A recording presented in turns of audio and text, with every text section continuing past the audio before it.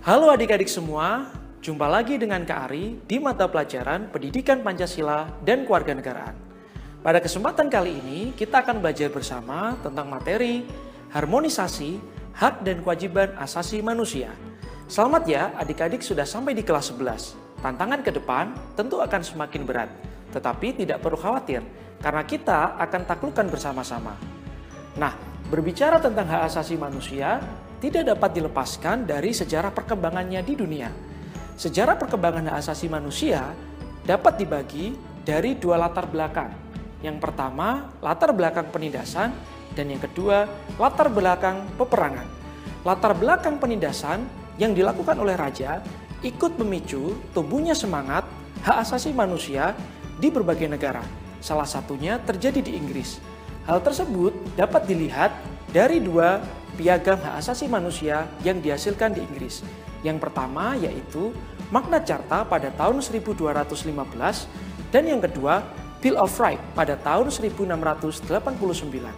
Selanjutnya, perkembangan hak asasi manusia juga dilatar belakangi oleh peperangan. Peperangan yang dimaksud adalah Perang Dunia Kedua yang selanjutnya melahirkan Deklarasi Universal Hak Asasi Manusia atau DUHAM atau dalam bahasa Inggris disebut dengan Universal Declaration of Human Rights pada tahun 1948. Berbicara tentang hak asasi manusia, secara sederhana, hak asasi manusia dapat diartikan sebagai hak dasar yang dimiliki manusia menurut kodratnya.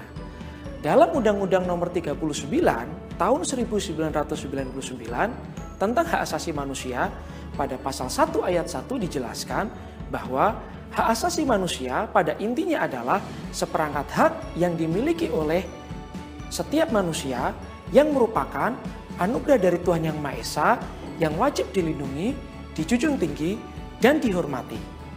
Selanjutnya, hak asasi manusia juga memiliki berbagai macam bentuk atau variasi. Yang pertama adalah hak asasi pribadi. Contohnya, setiap orang bebas untuk memeluk agamanya masing-masing. Selanjutnya, ada hak asasi politik, di mana setiap orang atau warga negara berhak untuk dipilih dan memilih di dalam pemilihan umum. Yang ketiga adalah hak asasi di bidang ekonomi, yaitu setiap orang berhak atas penghidupan yang layak. Yang keempat adalah hak asasi sosial dan budaya. Contohnya, setiap orang berhak untuk mendapatkan layanan pendidikan dan kesehatan yang berkualitas. Dan yang kelima adalah hak asasi hukum, yaitu setiap warga negara berhak diperlakukan dengan perlakuan yang sama di depan hukum atau perlakuan secara objektif. Di samping terdiri atas berbagai macam bentuk atau variasi, hak asasi manusia juga memiliki sejumlah ciri-ciri maupun sifat. Sifat atau ciri-ciri yang pertama adalah hakiki, di mana hak asasi manusia melekat kepada setiap orang sejak lahir sebagai anugerah dari Tuhan Yang Maha Esa.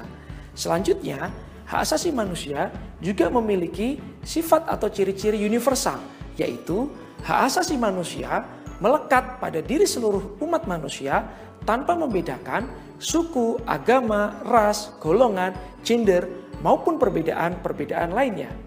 Yang ketiga, hak asasi manusia juga memiliki ciri-ciri permanen, yaitu hak asasi manusia ada di dalam diri manusia sejak manusia tersebut lahir sampai manusia tersebut meninggal. Dan yang terakhir, yaitu hak asasi manusia memiliki ciri-ciri tidak dapat dibagi atau diperjualbelikan, yaitu hak asasi manusia tidak bisa didapatkan dimanapun, tetapi telah melekat secara kodrati di dalam diri manusia.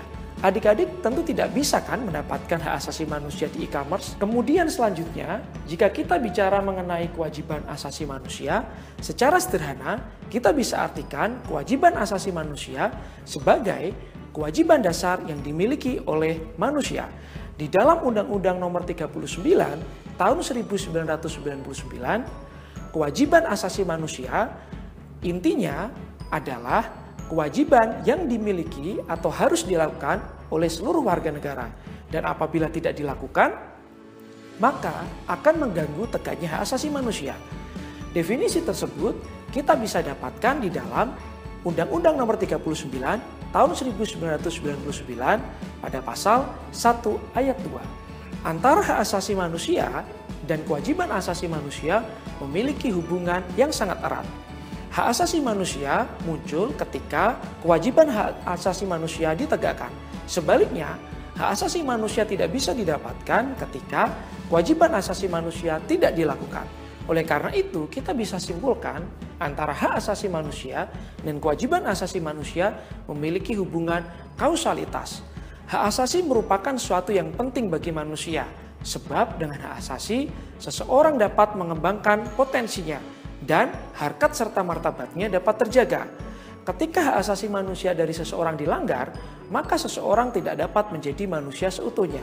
Sebaliknya, ketika kewajiban asasi manusia dilanggar, maka itu juga akan berpengaruh kepada tegaknya hak asasi manusia.